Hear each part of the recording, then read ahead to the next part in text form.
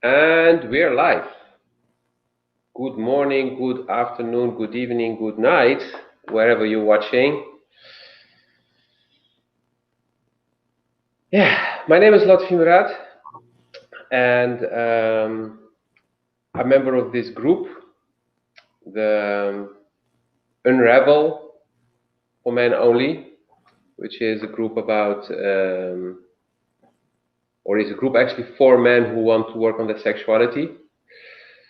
And I decided to ask Leonard, dear friend of mine, all the way from the Philippines, to join me in this group, and also to have that talk that we have been postponing. No, actually, I have been postponing for a few months about sexuality and addiction. And clearly, it was that I hadn't found yet the right place to actually have this talk, which is this group, who was created by Samantha, dear friend of mine, and I'm really grateful for this possibility for men to be in a safe space, to first read, listen, and then slowly start to share and open up. And that's actually how it starts to work on any issue. That's how I started myself, by talking to somebody and admitting that I felt I had an issue. And it was my mentor who actually reacted in such a relaxed way that I was like, "You bastard, you knew all the way already? Damn it!" So I felt shame. And then I also felt the comfort that he was not judging. And that was my first real step to admitting that I had a problem. And I know we're perfect the way we are, yet I was not happy with who I was and how things were. So, from my perspective, I had a problem. So this was a very short introduction of me. I'll probably be sharing more later, but I want to hand over to Leonard. Please share who you are and why you're here. There. Hi, my name is Leonard, and I really don't want to label myself with anything. I'm just Leonard. I really don't feel well. There's no right or wrong, but I just feel like I am whoever I am in every moment that exists. So I'm just Leonard, and yeah, I'm here to talk about addiction and sexuality. I think that's a very good topic to talk about. Very interesting, and in some circles or some people's ears it's a taboo, or it's not, people are not comfortable talking about it because it's not seen as it is. It has a lot of layers into it, so I'm just giving my share of how I see it and how I experience it in my life.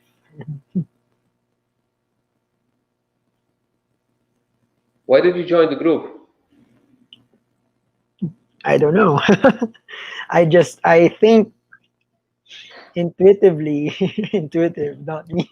Intuitively, there's something there, but I don't know. Like I joined because I think I I don't know. I really don't know yet. Okay. But I I feel was like just curious. there's Yeah, I joined because Samantha asked me, and we had already been talking about sexuality. And I've been working on my sexuality actively since June 2012. And the last 2 years have been very intense, with actually a real reset. Literally everything stopping to function, and things had to start over from scratch with a different energy. And as you saw in the title, I talked about addiction, and It's a label because some people say, yeah, but addiction is not what they say that it is. And I agree. Yeah. But to keep things simple, I just use that label so everyone knows what I'm talking about. Yeah. I haven't talked about this openly before. I've talked in one-on-ones or in like a very small group of people, 2, 3 people max. So I guess I'm a bit tense. That's not the reason I'm so red. I just came from a long, or actually not that long, but a very warm salt bath, so I'm still warm. But my, let's say, addiction started young. My first sexual sensation I had at the age of 4, I believe. Um, which was one of those linen diapers that were in the closet that I was not wearing anymore, that I felt to put it on my perineum, and it felt nice, a sensation actually on my balls, and I immediately felt like, oh wait, mom cannot see this, let's put it back quickly in the closet. So shame was already there. And that's a big factor, shame. Shame played a very big role in the whole story. And the next thing that I remember from sexuality is actually when I got sexually assaulted, which was at the age of almost 7. And there was at the beginning of the school year in front of the bookshop. Because they were so crowded, they would have like a table in front of the shop, and people would be standing in front of it. And there was this old guy, from my perspective, old guy, who was wearing one of those long robes, and suddenly I felt this sensation on my back, but I was still short. And I realized he was playing with his dick on my back, so I pushed him away, I ran away, and I was thought, nothing much happened, so I got away. Especially later on when I heard all these stories about rape and stuff. So in the coming months, a friend of mine, a girl, was 1 year older, and I were talking about sex. We started playing doctor. That's what kids do, because she was hearing these things at school, but she didn't like her classmates. They were not clean, she said. And so we started trying out things, looking, and at a certain moment also it was like, yeah, there's this other thing we can do. What? Yeah. Oh, okay. It was like, shh, because we were on the street. And I had no idea what she was talking about. And yeah, those were my first experiences. And that actually continued, that playing till just before puberty, which created, of course, a lot of frustration, because once I started to have my hormones and being able to orgasm and stuff like that, yeah, there was no sex available anymore, because our mother suddenly had a huge fight out of the blue, it seemed, and there was no way for us to actually meet because we're not living in the same city. And so everything stopped. And then frustration started. And then the stories at school got intenser and intenser. And at a certain moment, it seemed like all my classmates were having sex except for me. And I didn't dare to try having sex because my father was well known in the city. And so if I would fart in the street, my father would know it. Maybe not literally, but very close to that. And so the frustration started building up, and then, like most men, multiple times a day, up to 5 times a day sometimes, and also hearing all those stories from the guys, and then stories from my older cousins, who are living in Amsterdam and who are living the life. And so it was only building up that frustration. And then when I moved back to Holland, I was almost 21. Yeah, we say in Dutch, when you tie the cat on the bacon, you are asking for problems. Yeah, Amsterdam, yeah, you have drugs. I was not interested in that. But prostitution is legal there, is freely available. I mean, not free, but like freely available. So my addiction got directed on that, into that direction. And then, of course, also porn magazines, because we're talking early 90s. And it resulted in building up debts because I really had that urge all the time. And I got rid of most of the debts at a certain moment because of a settlement, but then I built up new debts. My relationships, some of them were purely sex-based. And even while being in a relationship, I would still be hunting. Also, a colleague I met who became my best friend very quickly, he was encouraging me to hunt women and to always be open to the possibility for something to happen. And that's something I really hated about him for a long time, quite recently. I mean, actually, from the moment that I realized I had a problem, because I was like, hey, this is not kosher. This is not healthy.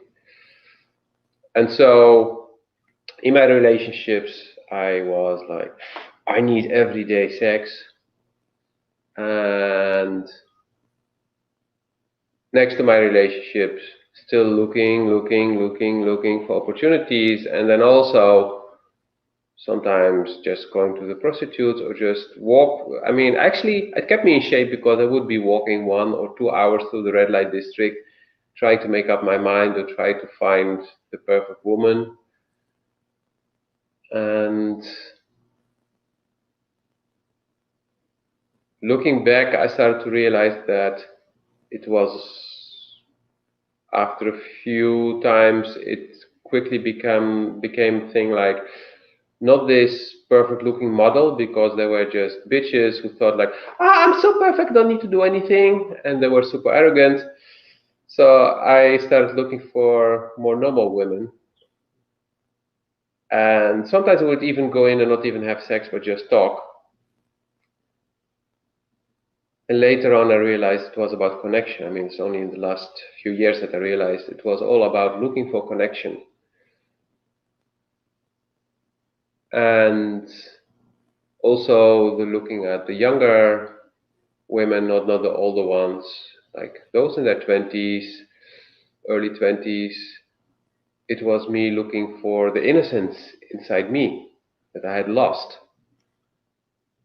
that I actually had lost at the age of 7, but I didn't know. And so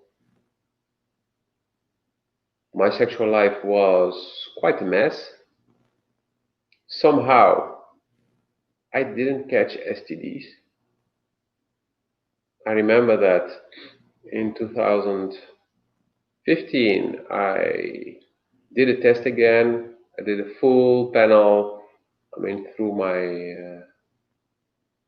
my home doctor, we say in Dutch, and he was like, yeah, at our age, and he had a sense probably, like, yeah, we may have caught something, so yeah, it's good, because I was about to leave the Netherlands. So like, okay, let's do a full panel.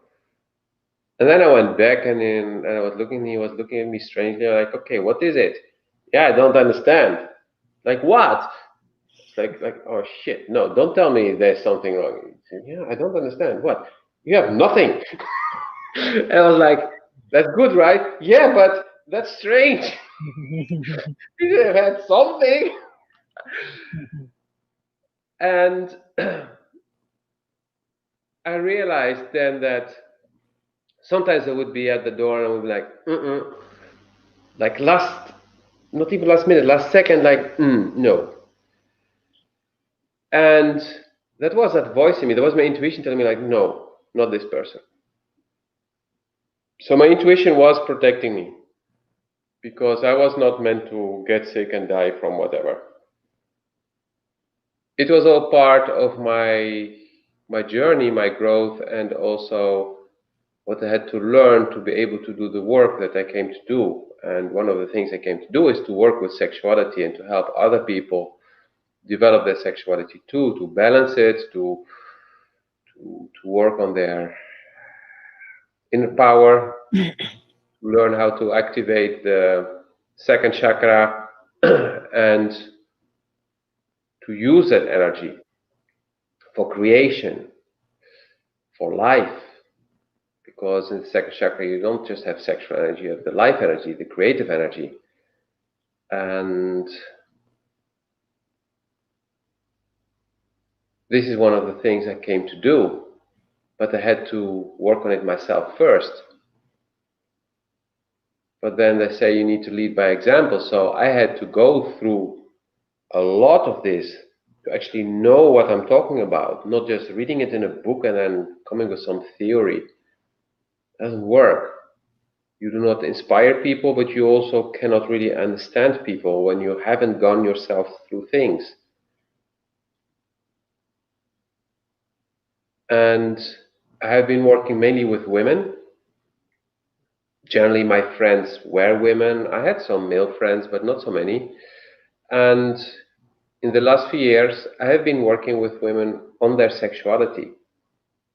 And women have been coming to me more and more for help, for support, but also to understand. Yeah, I'm with this guy now, and why is this happening, or this is strange, or can you explain to me how it is from a male perspective, because I really don't understand. I'm doing this and that and that and that. Yeah, I can explain that.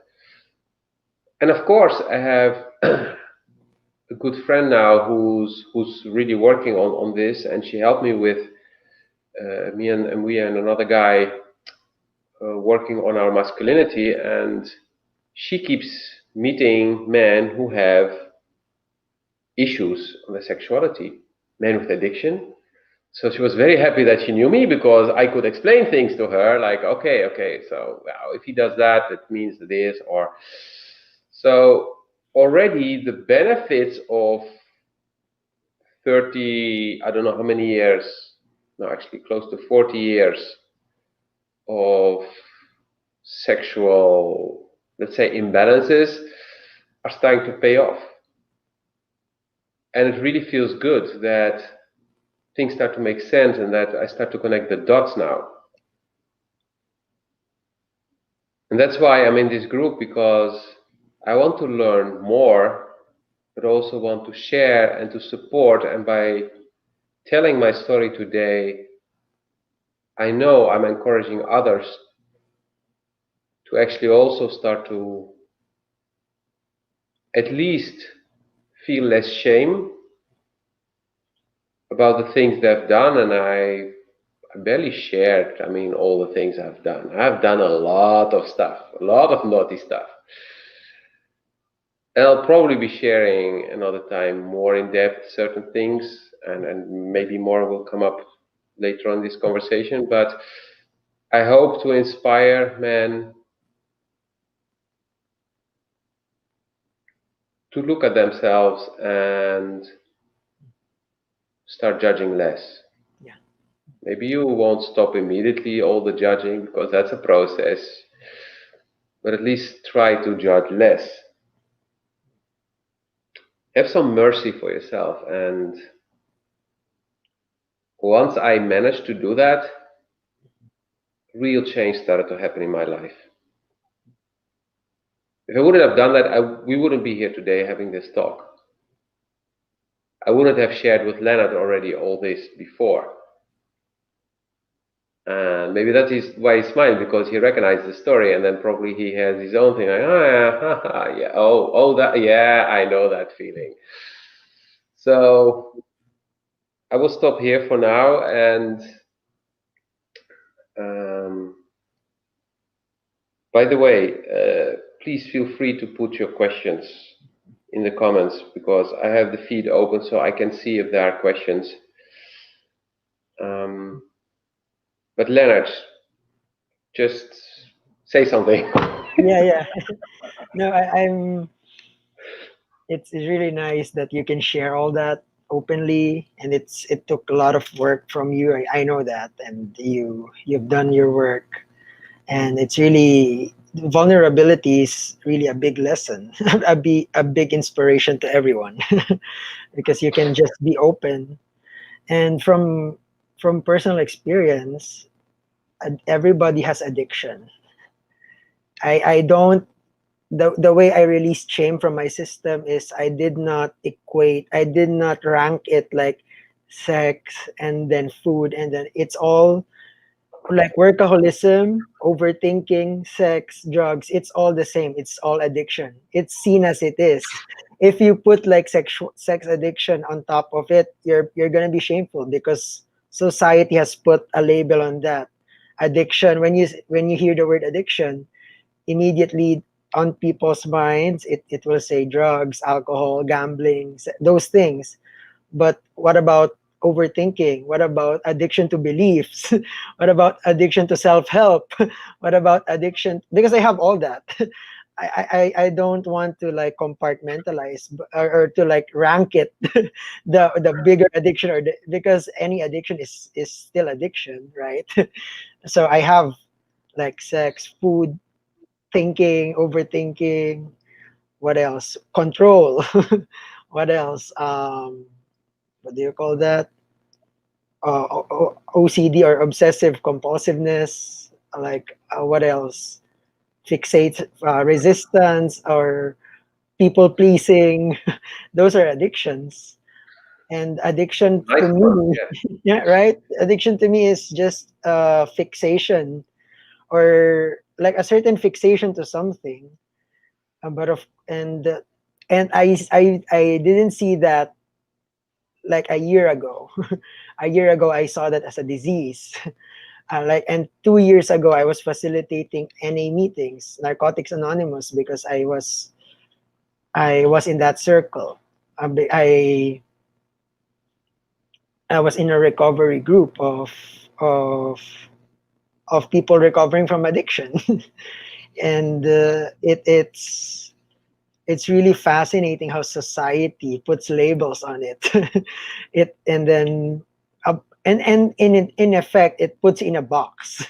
It puts you in a box where it's more shameful if you're addicted to sex. It's more shameful if you're a drug addict, but it's not. What's the difference between a workaholic and a drug addict or a sex addict? There's none. It's just the Or same. smoke addict. Yeah, smoking, yeah, or nicotine, whatever, it's all the same in a different I mean, shape. Or people are addicted to watching series. yeah, I mean, watching that's also TV. one of my addictions. Or gaming. I was addicted to gaming too. Actually, I have a cousin who was so addicted he blames his burnout on the gaming, but it was just from my experience, and I believe it was the same for him, releasing the stress through the gaming. Yeah, Especially for me, it was the frustration of not winning the battles at work. So I was trying to win the battles in on the battlefield. So if I would lose in the gaming, I would like completely explode, and yeah, my friends would be really annoyed. They're like, "Come on, Lotfi, it's just a game." No, no, no, no, no, no. yeah, But it's gaming. an escape. Yeah, Addictions are often an gaming. escape, I believe. Yeah, exactly. Social media is also an addiction, or internet, gaming. Yeah, scroll. And then you're waiting for the likes, approval, addiction, even Only self-help. one like. Oh, I have Yeah, 50 likes. Yay.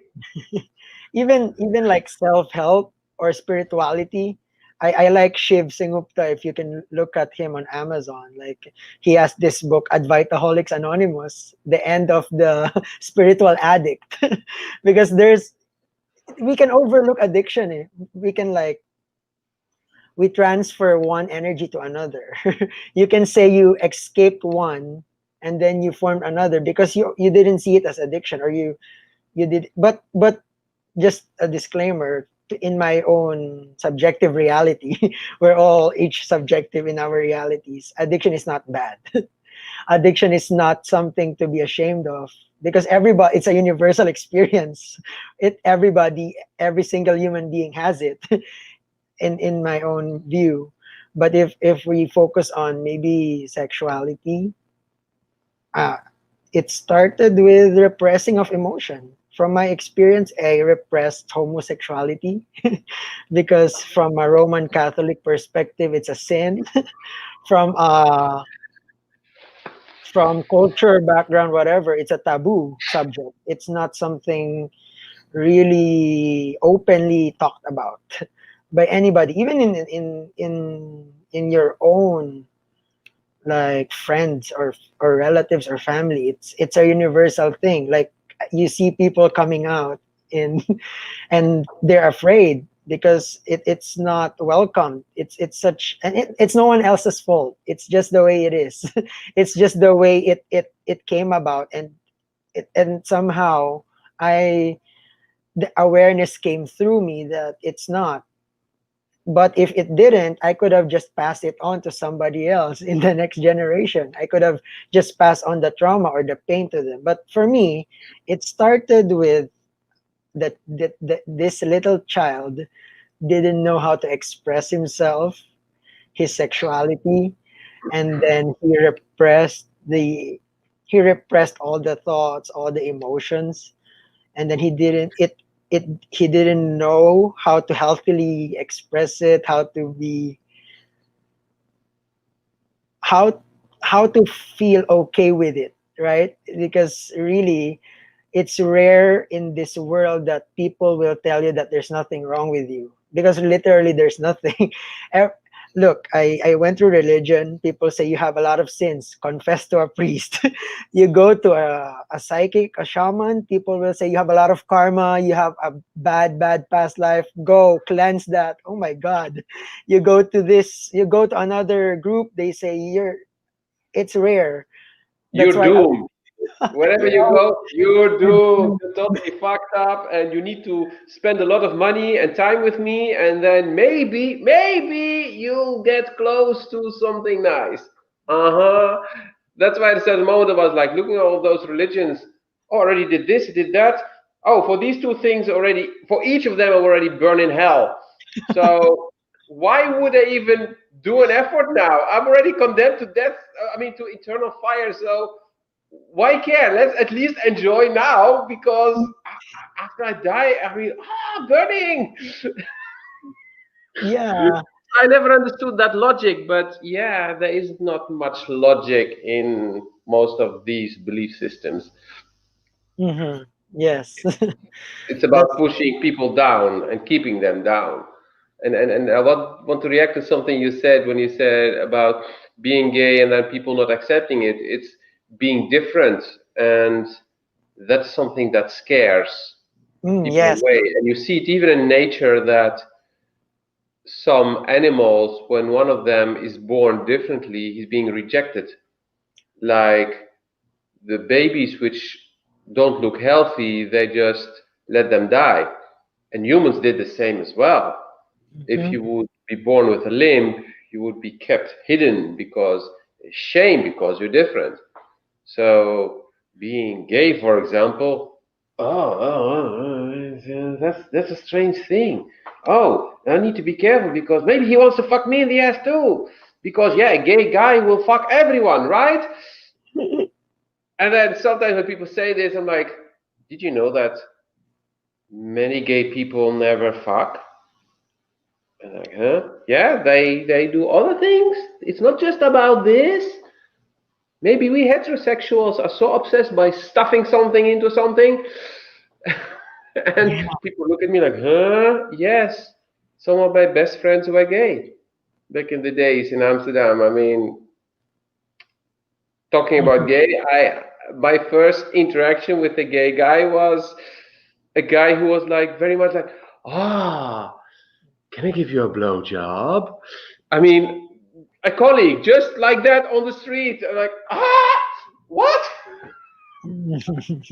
Or over the walkie-talkie, like, hey, can you spit down? I'll catch it.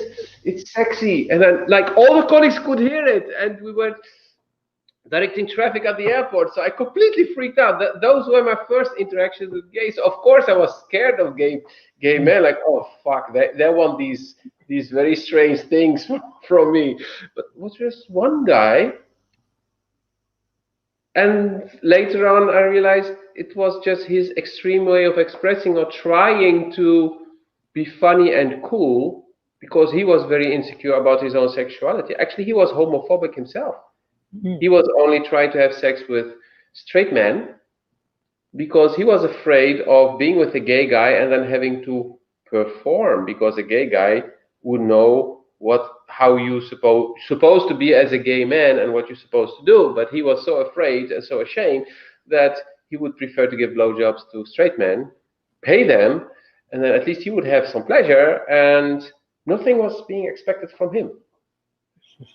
So even, I mean, it's I think it's a beautiful example of how insecure we can be, that we take whatever we feel and twist it in such a way, trying to fit somehow in society, but then still not fitting the norm.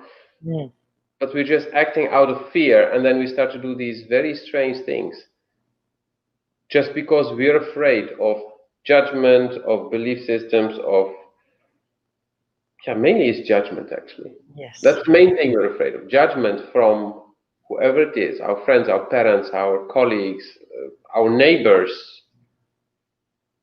And then of course we're judging ourselves the harshest.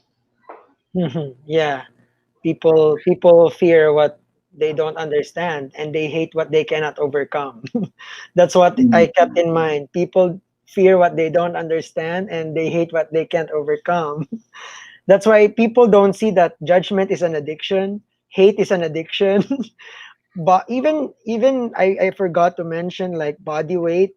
I was putting myself on a weighing scale. If I gain a pound, I'm gonna do my best to not gain another. That's another addiction, that body dysmorphic disorder. People don't see it. People are focused on sex, drugs, gambling, alcohol, and they shame the people who are into those spectrum or in those categories. They don't see. That's why you know the what do you call this? The metaphor. You point a finger, three fingers are pointing back at you. Yes. It's really true. Because the way what the measure you judge on others, you're judging it back on you. So it's basically like that's how I see it. It's Brené Brown says it like shame is a universal experience because everyone has a level an amount of shame in them, and it's expressed in a way that maybe disruptive. Yeah, like for me, like the same as you in similar, like maybe porn or masturbation, or what do you call this, objectifying men. Like you see them as a sex object. That I can say that because I went through it and I overcame it. I'm not saying it from a double standard thing, because you know what they say, if you fully accept yourself, nobody can use it against you. So I was in a phase where I was so hyped with my sexuality. I see men naked. I see people, because that's how I see myself, a dirty piece of crap who doesn't have dignity and honor. So what do you expect? As within, so without, right? It's reflecting outside what you have within. So unless you cleanse that, it's not gonna cleanse out there. And what happened to me was like that. And what I what the key it was just recently because I've been uh, overcoming it and overcoming it and constantly overcoming it and coming up with new insights. And from my vantage point right now, like whatever I did before, the only thing that's wrong, like if I watch my movie, the movie of where I started that sex addiction from from the present, the only thing that I did wrong is when I think of myself as such a bad person. Like I'm not a bad person while doing that. I'm adding shit. Let's say porn. Porn is a neutral thing. It's not good, it's not bad. But while watching it, the infused guilt, right? There's an infused guilt and then there's infused shame. And then afterwards you feel bad about it. But right now I notice myself I know, from a different awareness. I can watch it from, and then I feel good afterwards. Like there's no shame from doing it, and I can, and but it's not. It didn't happen in an instant. There were Yeah. series of experiences that led to it, or there were something that changed it. But really, I think addiction is coming from the notion that there's something wrong, that there's something wrong in your deepest core. But I think it's the way, because if you think there's something wrong, you're gonna fix it, and the fixing it is could be in a different form. You can fix it in an escapism, or you can face it in a like this. You go to a therapist, you go to a coach, you ask for help. But literally, I overcame it when I met people who embraced me just as I am, who told me you're not a mess, there's nothing wrong with you. You are okay just as you are. Yeah, that's very beautiful, that last thing, because, like I said, when I said it out loud the first time, I was not judged. And then that same evening, I had met my new best friend, who I'm really grateful to. Her name is Peggy. And we met a month later, and we sat down and we started talking. And she was the first woman to whom I admitted that I really had a problem. And she didn't judge as well. And she offered her support and really supported me, and also shared her own demons. Actually, that's what she started with. Actually, the first real meeting we had is that she started to just share, and in that sharing, she actually helped me feel more confident about what I had been going through. And I didn't realize that at first, but it felt so good that I could talk with somebody who would not judge. And I was still judging myself, but once I really stopped the judging, which was around 2 years ago, that the judging really started to end, then change started to really happen. So yes, addiction had been reduced before because I was open about it, also with my girlfriends. I would just share with them, but I was still judging. But the funny thing is, they were not judging me, but I was still judging myself. But at least them not judging was helping a lot. And talking about it was helping a lot. Yeah. And I already mentioned this in one of the comments on one of the threads here in the discussions in this group, where I also said it's important to talk about things. I had different blockages in my sexuality, for example, and once I started just being open about it, they would dissipate. They would just evaporate. Before I knew it, I was like, huh? Jesus, if I would have known that, I would have said it out loud 10 years ago. Because I would have suffered all these 10 years. And that was again the thing from, yeah, just dive into it. Just say what's going on. Just be open and honest. And before you know it, things start to change and transform. Because it's in the hiding, because of shame, that we only amplify the shame and we only amplify the problem, the blockage, the fear. But by just saying things out loud, a lot of things become possible. If your partner is not open to that, then maybe you should not be with that person. But if it's the right person, that person will not judge you and be like, okay, how can I help you? Or will suggest to do something, or just say, it's okay. Yeah. I'm not judging you. It's fine. Just Mhm. do what you feel. Or will start to guide you, like my ex did, was like, hey, just relax, just feel. Stay connected with me, and then nothing can go wrong. And she was right. Everything would be smooth as long as I stayed connected. Yeah. And looking back, my greatest sexual experiences were when I was really connected with the person and connected with myself, being really in the moment, not thinking about how I was doing it, what I was doing, what the person would be thinking, none of that. Really in the here and now.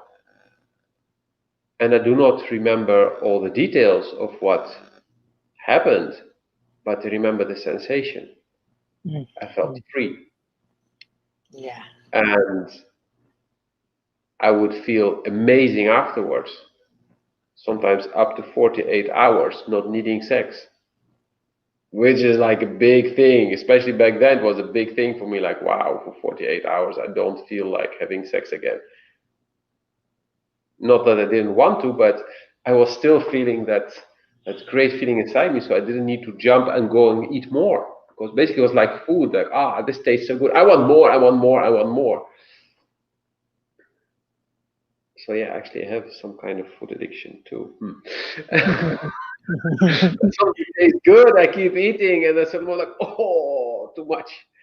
Mm.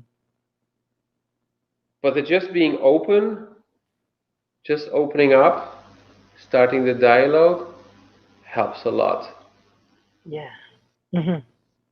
And actually, I even got compliments like, "Oh, it was the best sex I ever had in my life." Uh, okay. Oh, but I didn't even use all the things I know and all the techniques, but we both were really in the moment. And so the person I was with had a wow experience, and me too. So I was like, okay. But it took me some time to actually realize, because first my ego was like super inflated, like, oh, wow, okay. Hey, you want to do it again? No. What? And then I would be frustrated again. Well, now I'm looking back, like, yeah, that was the moment. And that had to happen for several reasons, both for her and for me, and that's why things went this way. And that's acceptance, which is the opposite of judging. Mhm. It's just, yeah, it had to happen, it was perfect, and so, yay, be happy about it. But then let go, detach. And it's the attachment of result, of uh, the way you're going to be judged, or whatever, these things that make you start already with almost no chance of winning the battle. Yeah. Put all those things like it needs to be like this, needs to be like that, and Jesus Christ, it's not a sales project or a construction of a building. It's just like having fun. Come on, sex or eating, or I mean whatever you're doing, you do it because you want to feel good. So why do you need to put targets and goals? Even the I need to be in the moment. You That can are be a already. blockage. Because I'm in the moment, I'm in the moment, I'm in the moment. Hello, are you still here? Yes, yes, yes. I'm just checking if I'm in the moment. Yeah, but I'm here too, and I'm not feeling you. Hey, he went down because I was. Oh shit! Oh, he went down. Yes, I was so focused on Mm. being in the moment that I forgot. Like, yeah, yeah, you get it. It's, Yes. it's You like I think you said you can also be addicted to spirituality or to personal development. yeah, yeah. Mentioned this one, and I love to hear that one. I was like, yay! Actually, I'm wondering, am I addicted to that myself? I I I want to believe I'm not, but it's something I love. So I don't believe I'm addicted, but I really love the growth. I love I mean, looking back at what I used to stand and what I'm standing today, that's encouraged me to do more. But I'm not really addicted because sometimes I really take a break. Like until Christmas, I had 3 months of really a lot. But things kept coming on my path, and I would just feel like this year, that no, but so much was coming that for 3 months I was almost daily doing things, all to work on myself. And then after Christmas, I was like, nothing. And actually, since then, I have barely done anything. And I believe that's a sign that I'm not addicted. Otherwise, I would have kept going. So, okay, that's at least something I do not need to judge and I do not need to resolve. just, Mm, just keep mm, feeling what do I need to do. mm. And it's Yeah. just like that feeling kept me from catching STDs or getting in bed with really horrible people or getting totally fucked up by somebody. Yeah, it's staying connected. So I do encourage people to stay connected, but don't make it a new addiction or obsession. Yeah. A new dogma. So Because do before you start the sex, if we talk about sex, start by grounding, by coming really in the here and now, in the moment. Whether you do it by yourself or with your partner, you can do this together. Like, let's just take a breath here now, and then start slow. And it's not about you have to start slow, but it's about being conscious and then connect with yourself and then connect with the person. And then we do get to experience things differently. At least that's how I have started to experience things differently. yeah, I picked up like two important points that you mentioned. Like number one is face it head on, and number two, you Mm. connect with yourself. Because if you don't face it head on, like what happened to me, like because I've been to a lot of self help from different avenues, people, some therapists, even if they have PhDs or what, they would say addiction is a lifetime disease, or they would say addiction is this or that. They would put it in a box, but you have to investigate it in yourself. Because some people, after let's say an ayahuasca or after this, it was gone, and I'm buying that because it's there's no really objective reality. And addiction is a conceptualized thing from, like, it's a label, right? If you put it in a box, you're saying, or those therapists would be saying, they would say that there's just one way to cure it, or there's just one way to get out of it. But if you have to trust your own experience of it. Because it I bought into that once an addict, always an addict. I bought into that it's a lifelong disease that's incurable. It I bought into those different opinions of so-called experts.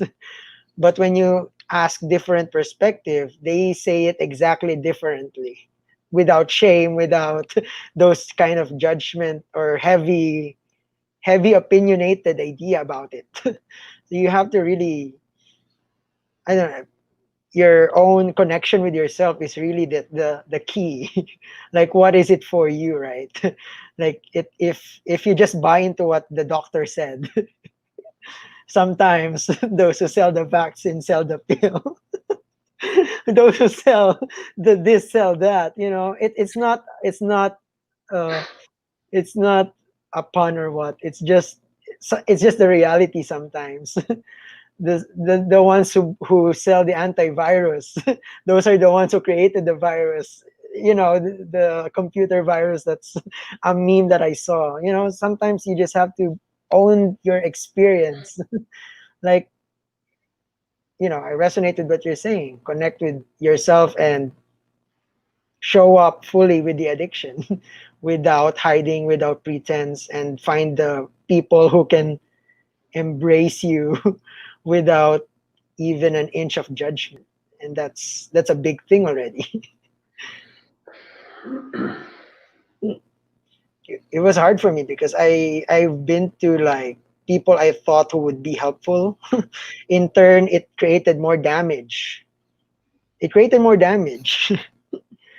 Like, it amplified the identity that you're an addict. Instead of, like, the anything you put in the word I am, you become. If you say I am an addict, you embody that identity. So I've been to a lot of different. It's a self-affirmation. Let's do the affirmations. I'm an addict. I'm an addict. I'm an addict. Yay! I'm an addict. I'm an addict. I'm an addict. Why are we here? What do we actually want to resolve something? No, I'm an addict. I'm an addict. I'm an addict. I mean, seriously, I thought I came to this group to actually solve something, not to just make it worse. That's why I never understood this thing. When you see it in the movies, any AA, I mean, Yeah, Alcoholic Anonymous or whatever it is, I'm like, seriously? And then, although we all have the knowledge of the affirmations, what they do, still they keep doing it. I'm like, hello, people, wake up. Don't you see actually what you're doing? No, no, no, people are not doing it. Okay. It's it's strange. But the funny thing is, you said you went to the wrong people and it made your problems bigger, but that was part of your life lesson for you to learn something there. I mean, I have been to a psychologist and I was like, okay, she's totally the wrong person for this job and she does things wrong. Or I had bosses who were like horrible bosses. But that's actually how I learned, because we also learn from how not to do things, not just from the pleasant experiences. So for me, having bosses who were really horrible taught me how to be a good boss. Um, Having people who are coaching doing it in a way that just feels wrong. So I'm not saying wrong, it is wrong, but it felt wrong, guided me to, okay, so maybe I need to do it differently because I want to feel good. And if I want to feel good, the people who come to me also want to feel good. So it helps me to get perspectives on how to do and how not to do, at least for me. Maybe for somebody else, it is the perfect way. But that also means I will attract those people who will resonate with my way of doing things. And that I will start to radiate. So that's how I start to attract people, by being myself, really being myself, not trying to be like somebody. And I believe this is a nuance which is really important, that we also not judge there, but see what can we learn from this experience. A friend of mine said also that she had been to many healers who were really horrible, who actually pulled her even more down than she already was. And that encouraged me to think about setting up a trademark for healers at a certain moment. We didn't do it in the end, but it was a trigger for me to start reevaluating, how do I work, with whom do I want to cooperate, and that, yeah, okay, There are certain values, there are certain aspects that I want, not we need, but I want to take into consideration because I want to reach a certain result with people. I want to attract certain kind of people with whom I resonate. So you start to pay attention to these. And we do not need to be liked by everyone because then we get into the addiction of wanting Yeah, to be that's liked by another. people. Or being Mr. Perfect. No, fuck Mr. Perfect. I am who I am.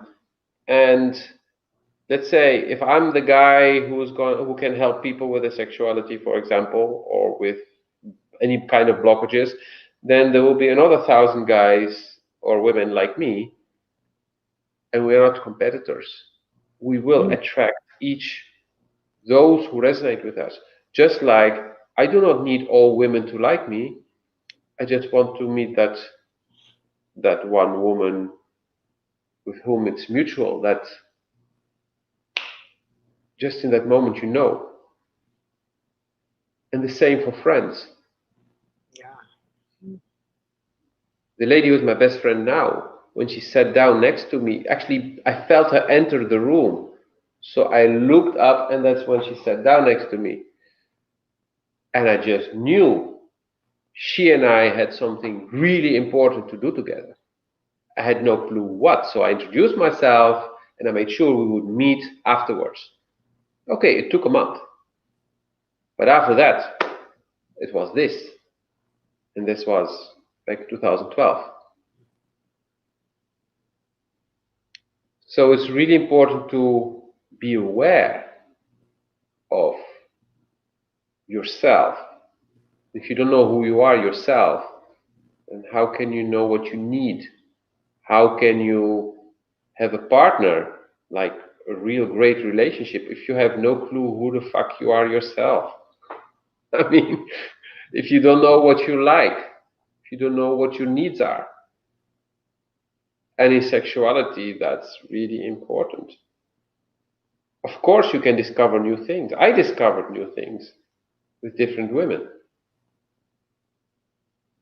but I was paying attention at a certain moment. And that's how I actually realized, like, oh, but this can be fun too, or actually I am really enjoying this and I do not enjoy that anymore.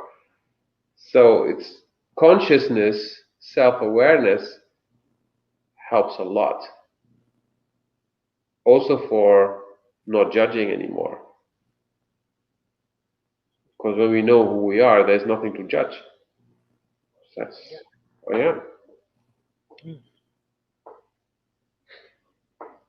yeah. Judgment comes from I don't accept. Okay, good luck not accepting who you are. You are who you are, so what do you want to do about it? Kill yourself?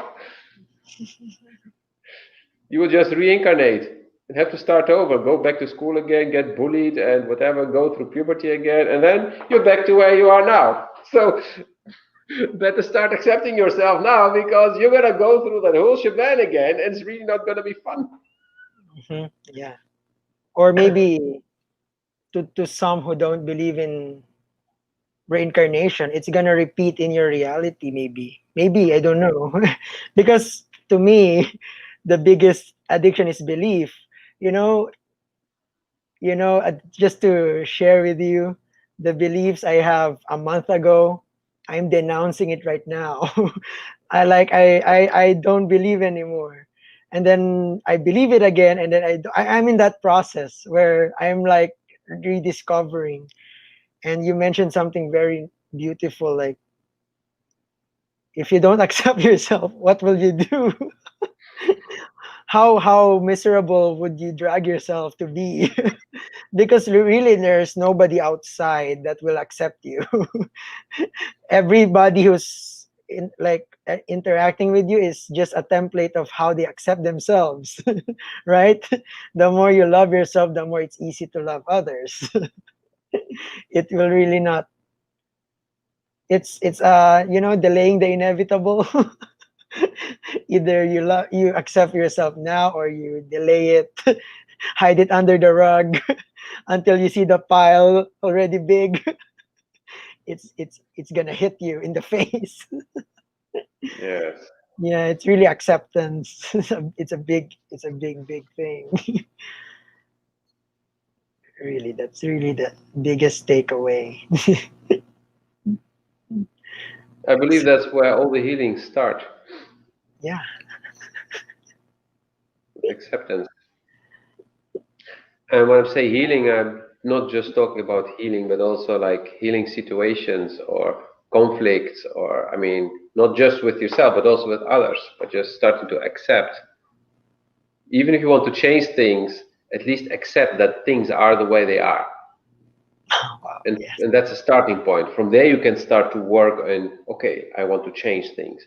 If you don't accept and you're just being mad and angry at something, yeah, good luck in really getting things to change. Mhm. Even if it is like a horrible situation at work or at home or with politics or whatever, denying, being in denial will not get you anywhere. It's just like you need to have a foundation. You need to start somewhere. So you need to be really aware of where you are. What are the circumstances? Okay, these are the circumstances. Okay, I don't like them, but okay, at least I know what's there. And as long as you don't know what's there, how can you change something if you don't know how it is? If you don't know what's the problem with your car, why it's not running, then you cannot fix it. Yeah. Or if So you you need to know what the problem is, because then you know what to change. So it may sound very simple, but most people totally forget this because we get so caught up in the emotion, like I hate this. Yeah, from anger, generally there is nothing good coming from it. You cannot create something great in anger. Also frustrations. That's why if you want to make beautiful love, you need to be relaxed. relax. You need to accept that, okay, well, I have this thing that I don't really like about myself, but it's just like that. So, okay, how can we work on this, or how can we deal with this? I mean, I remember a woman who said, like, yeah, her boyfriend had a small one, so she wouldn't feel too much. But then, hey, she said, yeah, but actually I like anal, and there I would actually feel him, so problem solved. She could also be like, oh, he's a small one. Yeah, so she, but she really loved the guy. So she was like, okay, so how can we do with what, yeah, how can we do something nice with what we have?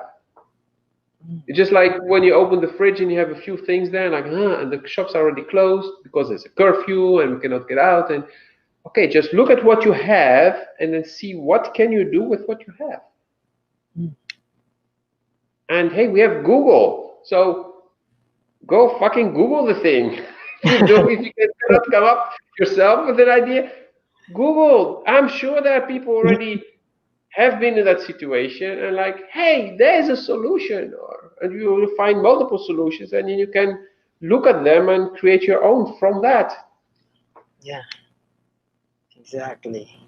That's you mentioned the root of all suffering. The root I for me, the root of all suffering is the denial of what's here. Like let's say you open the ref and there's all the stores are closed and that's what you have. Even if you cry out loud, there's no genie out there that will put a food that you a cake that you want. You just accept what is.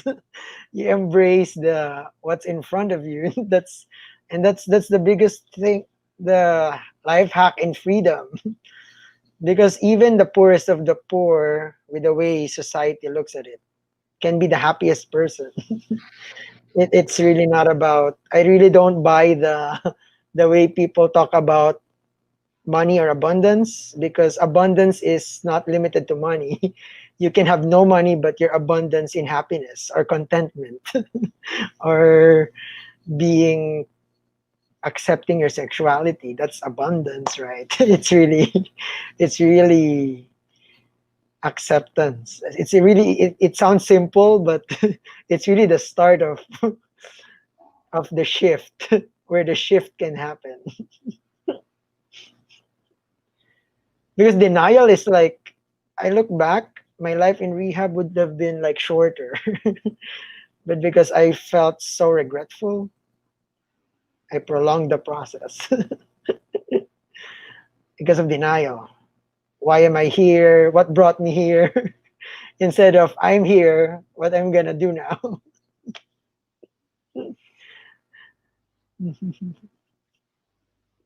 Yeah, I just realized that because I started, I was not fully accepting it, but I started with the acceptance and I was open about who I was and how things were in my life, that I did experience a very beautiful relationship with my ex. And not just we, but people were saying, wow, you're the perfect couple. I was like, huh? And it was really a nice compliment. So it was helping actually to hear something positive, because I was still not so sure about everything, because I was still judging a lot of aspects of myself and of my life.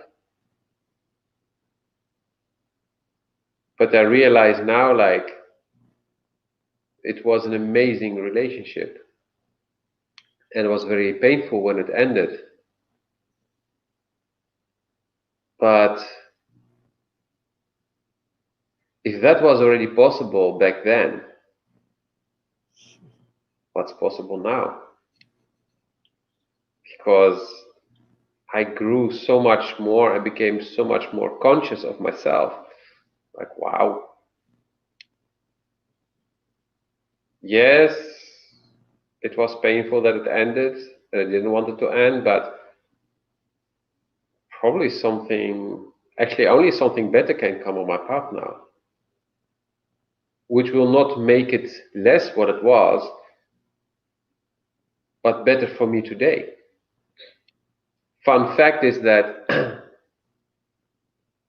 actually the end of my relationship happened when I decided to step into my strength when it came to my sexuality. When I decided not to be afraid anymore of my addictions coming back, and I decided, okay, I will just meet with women and trust.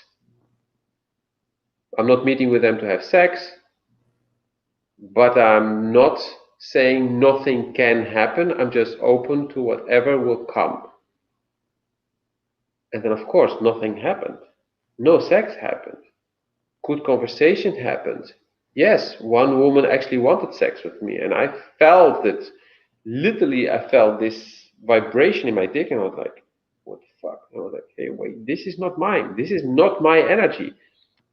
And that's when I started to actually discern between what is mine and what is not mine, and what is hers or what is just in the air. Like, is it hers towards me, or is she just in the mood for sex and I happen to be in the space where I can feel it? Or does she want to fuck me? Or is there somebody else around in the space who has this strong sexual energy and that's why I'm picking up on it? And that's where it all started. But it's also when my girlfriend just broke up with me, because she finally could let go of me. She didn't need to protect me anymore. She didn't need to hold me. She could focus on herself, because I was ready to finally step into my strength. And that is something I realized quite quickly, but it frustrated me also at first. Like, yeah, but hey, wait, didn't she want a strong man? And now that I stepped into my strength, she said, okay, bye. What the fuck? No, but because I still needed a few years to keep working on myself. There was something else I wanted to say, but now I forgot it. So probably it was not that important. It will come up again. My mom always used to say, like, if you already forgot it, it must not have been important. And I was like, oh, no, it was. And it comes back when you're not thinking about it. Yeah, it will come Yes, but my mind is later. now digging, so please say something else so my mind can stop digging. And if it's important, it will just pop up. I don't know.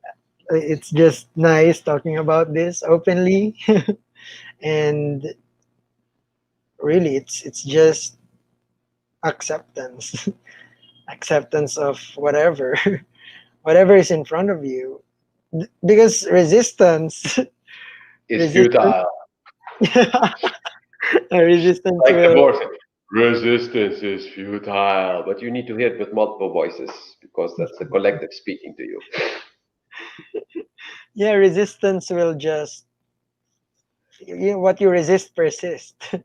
It will keep amplifying. It will add up and add up instead of you accepting. And it's when you see it for what it is, accept it for what it is, it dissolves. It dissolves into nothing. What is this addiction? It's a thought. It's a repeated thought, it's a concept, and then it dissolves. But when you deny it, it's not here, I'm not this, I don't have this.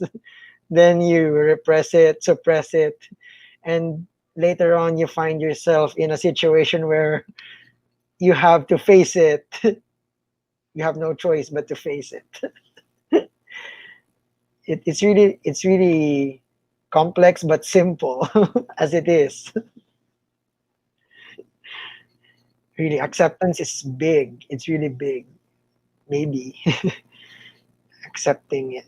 That's the beginning of it. We have this acronym, oath, in way back, like openness, acceptance, trust, and humility. That's very, those four stuff. It's really. Yeah, but then we should not make a religion out of them Yes, either. yes. Because otherwise we caught into that loop again, and we are again not in the here and now and where we want to be, because then the rules become more important than our destination. I mean, the journey, it's about a journey towards something, but if we make the tools that we use too important, then yeah. And that's what you see, for example, with religions, that they're supposed to be about faith, but then everything becomes about the traditions at a certain moment. If somebody doesn't follow the traditions to the letter, then they're suddenly sinners and whatever. People start fighting over a few bloody traditions that somebody did put. I mean, a friend of mine was kicked out of a Greek church because he was sitting with his legs crossed in front of him. He was just kicked out. He apologized. It was like, I didn't know. He was, no, ouch. I was like, why? Yeah, because Jesus hanging on the cross with his legs crossed, and then probably he was also sitting like this. I don't know, or he was just sitting like this. But yeah, Hilarious. but Is that's when people just forget, like, what why did we start this in the first place? that What did we want originally? Hey, we wanted to feel good. We wanted to be happy. And for me, that's actually what life is about. And if we can be happy together, that's even nicer. So that's why I decided to share my experience and teach and coach. But it's about being happy and me first. mm, I put on the oxygen mask first, and then I'll put it on others. So I'm going to be happy first. And if I'm not happy, I'm not going to continue. If I'm working with a client and it's going nowhere, I'm like, hey, sorry, but you're wasting your money, and you're definitely wasting my time and energy. So let's stop here. If you're not going to change, or literally I said to a client, like, if you're not going to do an effort and you're not going to do the work yourself, then we have to stop here. And he agreed. And I was like, ah, good. Because I was not in the mood for that last session, because he bought the package. I'm like, oh, geez. And I know I did him a favor, yeah. Mm-hmm. because he will remember this. That he paid, he didn't go till the end, and that I said I don't want to work with you anymore. Because it was about him not doing what he needs to do, because you cannot grow if somebody else is pushing you. You need to grow yourself. You want change, you need to do something for that change. You need to work on it. And I know the word work can be, it feels negative for a lot of people, because a lot of people have jobs that they really hate. But it's the nice side of the work, the thing that you actually love to do. If you don't love developing yourself, you don't love to do exercises, to do practices to improve, let's say, your sexuality, then don't do it. But Mm. also don't complain. Yeah, that's right. That's a good point. I call it selective participation. They call it laziness. I call it selective participation. You can be lazy in cleaning, but you're not lazy thinking. You're thinking all day. You're so it's another label or concept. Like I'm lazy, but I'm not lazy in other stuff.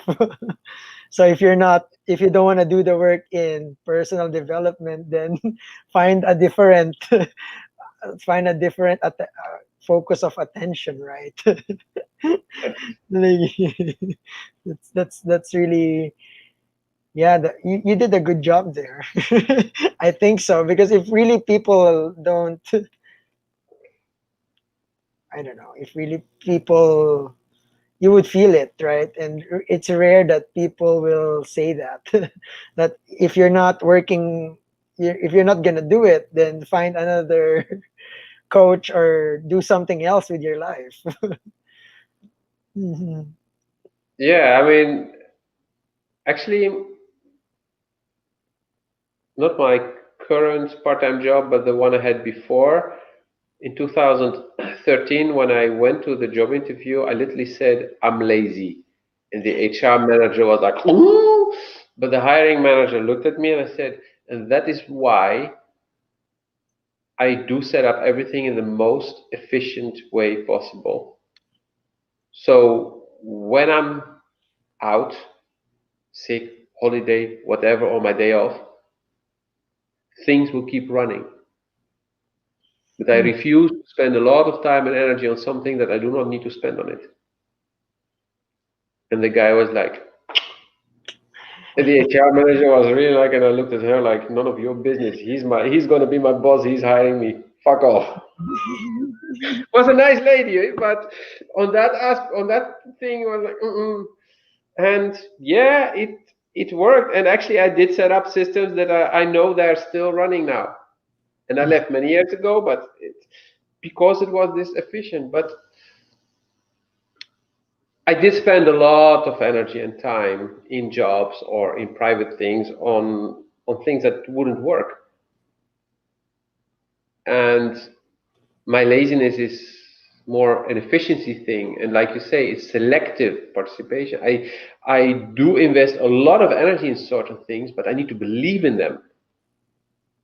So I can spend days doing almost nothing, and then when I have the inspiration, then I can work 12, 16, 18 hours in a row, and then the whole thing is set up. That's actually how my website got built. I get an inspiration, and then I build. I got inspiration. I mean, this is really funny. 4 years ago or so, or 3 years ago, I felt the inspiration to do research on new age children. This is something that can help people, actually help us in the group. And so you have the indigo, the crystal, the rainbow, the I forgot. There are four of them. Maybe there's already a fifth group now. I do not know. And I did a lot of research. I spent a few weeks researching, collecting the data, creating graphics, and put that on my website. And then I was stuck at a certain moment on that last part, and so it lay dormant for a full year. But I did invest a lot of time in it because I believed in it. And it felt good. Okay, it didn't feel really good when I had to stop because I was disappointed I didn't finish it. But then a year later, suddenly, I remember I literally heard a voice telling me, go do it now. And I normally I don't hear voices, I just know, but this time it was really like a voice in my mind, like, okay. And then I went and I found that last part that I couldn't find before. And then I finished. And till today, apparently I'm top on the first Google page when people look for new age children or indigo children. And most of the traffic on my website is on this segment. I'm not earning money through it, but I'm really happy that I invested that energy, that I listened to that voice in me that said, do it, because people keep coming back. I have some trackers, and I could see that some people, the same people, are coming back sometimes because they want to know more, and that makes me feel good. And that's also encouraging me to keep working this way, like when I really feel the inspiration, to go for it. Because it's been 2 years since I published, and I got a lot of beautiful feedback from people saying thank you, and I love what's there. And the fact that people keep coming back means I did something good. It's not something that's paying me money, but that's not important. I get the energy. And also for the entrepreneurs out there, sometimes you do something, but the payment comes through another way. I help you, you help somebody, that person helps somebody else, and in the end, it comes back to you. You may never know how many people are in that circle, but things do come back. And the same thing with your sexuality. When you decide to follow what you feel, then you will get the reward. It may not be clear how, but it will happen. When I decided to be honest about my issues, I started to get women on my path who were allowing me to be myself, who started to accept me, and who also enjoyed the process. Maybe not all the time, but the reward was coming. And now I can look back and the reward is there, that I have all that experience. And then when I can inspire even just one person with my story, for that person to be a tiny bit happier just by hearing it, because he gets inspired to do something, to accept or to judge less or whatever it's going to be, and that's a big win. And that's the main reason why we're having this talk today. Not to sell my services, not to whatever, no. Just doing what we feel is the thing that we need to do. And that's why we have been postponing it, because we were supposed to do it here, today, in this specific group. That's trusting the process, trusting that life is going the way it's supposed to go. Even if it's harsh sometimes, even if it's tough sometimes, but just start by trusting the process, trusting yourself. Know that everything will be okay, even if you don't know what's actually okay. That's also a thing. We think okay is, and then we Yeah. Google it, it needs to be like that. Yeah, that's somebody's opinion. Maybe it's the majority's opinion, but am I the majority? Maybe not. Maybe the majority is just asleep, or maybe the majority is jumping off the cliff. I'm not in the mood to jump off the cliff, so I'm not the majority. I don't give a fuck. But what I feel is the best for me is what I do. And so I do it. And those who resonate with me will come on my path. You came on my path. Peggy came on my path. Samantha came on my path. And many other people came on my path. So trust is crucial.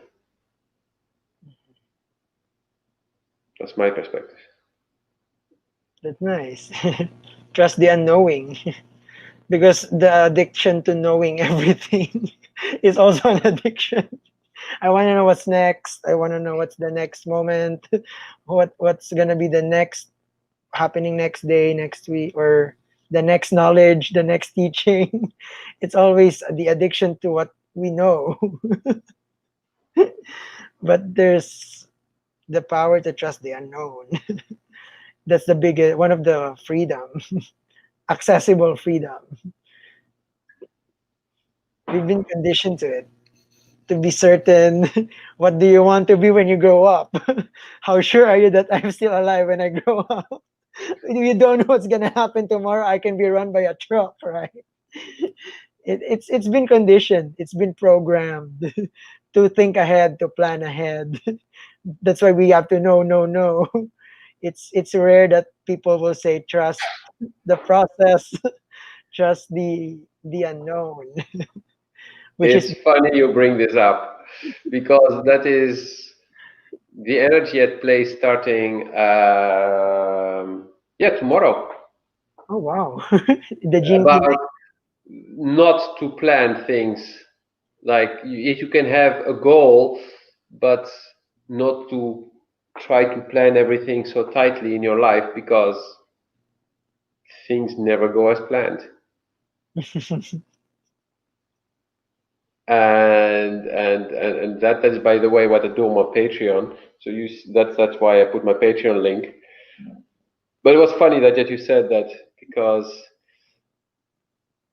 all the things I've planned, and I know for a fact this is for everyone the same. We plan things, but then our lives go differently. And so if we're open to the possibilities, we can actually have fun. But if we hold on to the plans, then yeah, we're doomed to be disappointed, to suffer. Ah, yes. That's the most painful. Expecting your plan tomorrow, like expecting that you're gonna go camping tomorrow and then there's a typhoon. You're stuck at home. You expected too much. You expected what's gonna happen, but suddenly nature shows itself. There's typhoon. You cannot go out unless you want to die from it, and then that's Yep. Bringing that back to the subject of the group, if you want to plan how you're going to have sex, it's going to be a fuck up. It's not going to be fun if you plan because you cannot plan it. You will not be really enjoying it if you know what's coming. It's the beauty is in going with the flow.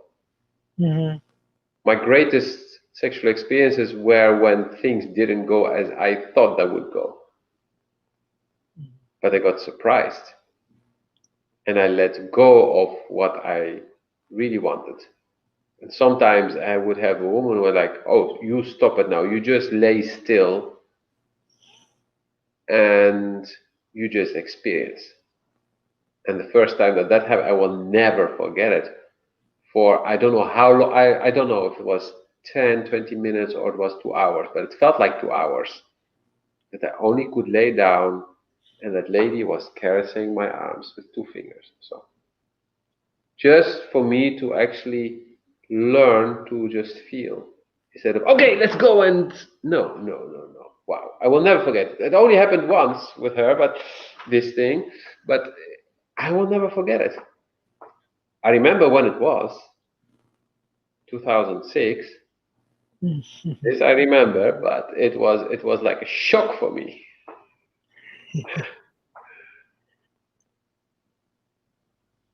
But this is linked to expectations. I mean, when we create plans, let's say rigid plans, we create expectations. And when it comes to lovemaking, it's about connecting. Yeah, and if I can just imagine it, how can you connect with another if you it's very neurotic. It's very cerebral. It's not heart based or whatever. It's like, how can you really see the authentic connection if you planned it? If there's no spontaneity in it, right? Yeah, but that's acting out of fear otherwise. Yeah, It's yeah. acting out of fear that we want to plan it and we want to control how things go. Mm. And that's when we think we are in a comfort zone or we're enjoying things, but the true joy is when it's natural and we're getting surprised in a nice way. But if we control and plan everything, we already know the outcome, assuming that things go as planned. What's the fun in that?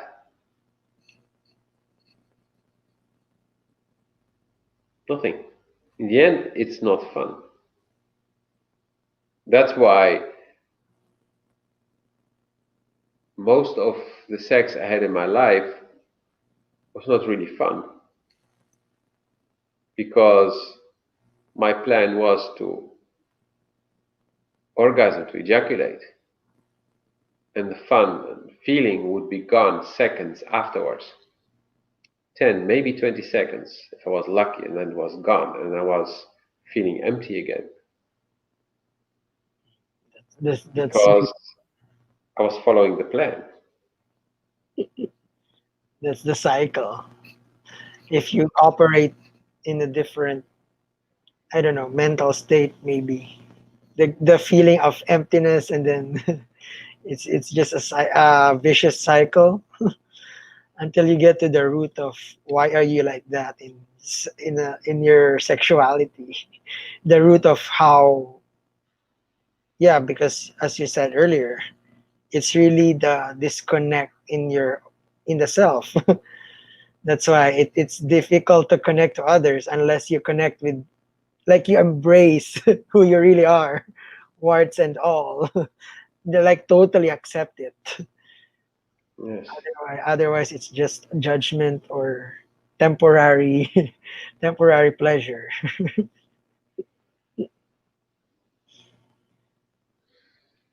Yeah. Already talking for an hour and a half. Hmm. I know there are several different things we can touch, but I feel that's for another time. Um, do you have anything you want to close with today?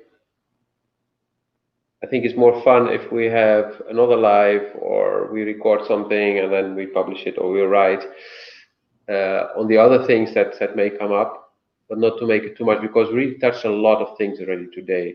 Or Yeah. maybe we want to go more in depth in certain areas, but we went already in depth in many things, but we also touched certain things just on the surface.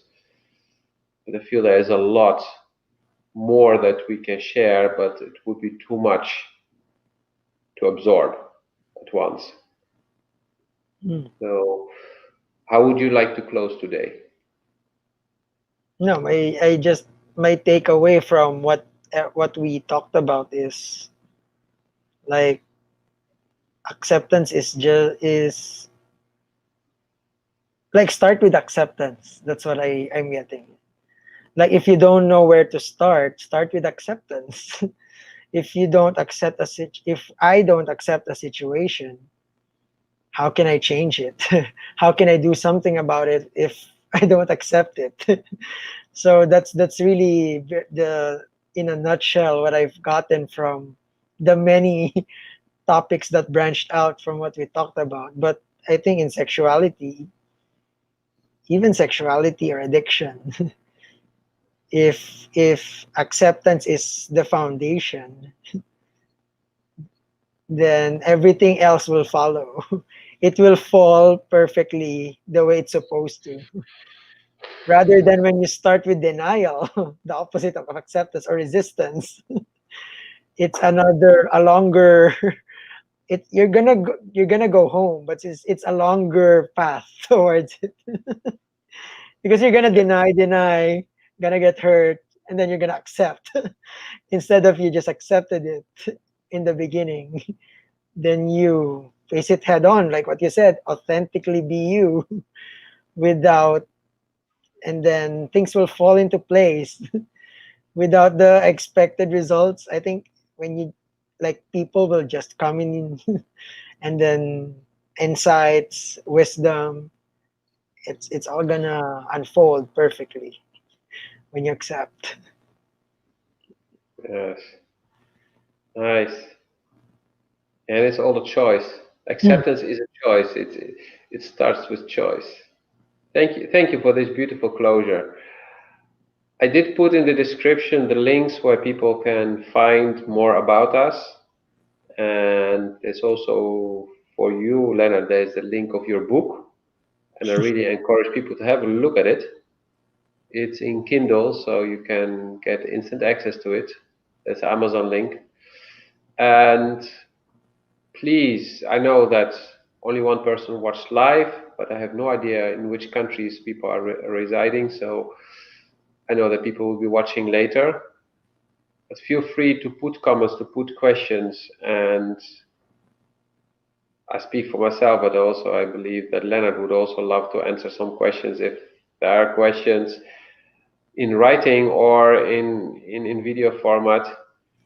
And I love already the discussions that have started in the group, which are proof that acceptance is definitely present, at least in a few people already who have started to accept.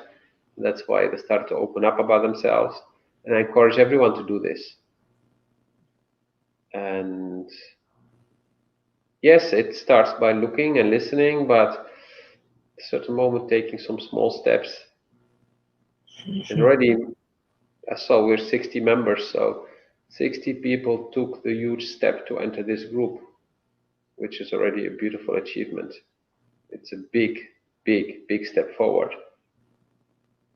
And from here, we can do more, and we can grow faster and with more fun when we do it together. That's why I felt to do this as a talk, not just as a monologue.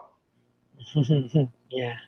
Uh, Yeah, you did something really inspiring when you just sharing your story is one of the most, yeah, that for me preferential, or it's a lot. I resonate more with stories of overcoming something rather than the preachy kind of. I've had a lot of that in the church. yes. Thank you, Leonard, Thank you too. for joining, and thank you, Samantha, for making this possible. Yeah, thank you. And she wrote a beautiful comment that's already there that you can read. And yeah, she wrote when we talked about that we all have addictions, and she concurred with that. And I wish everyone a beautiful day, night, morning, whatever it is when you're watching this, and looking forward to your interaction in whatever form it is. And Leonard, talk to you soon again. Yeah. Bye. Have a beautiful day. Bye, everyone.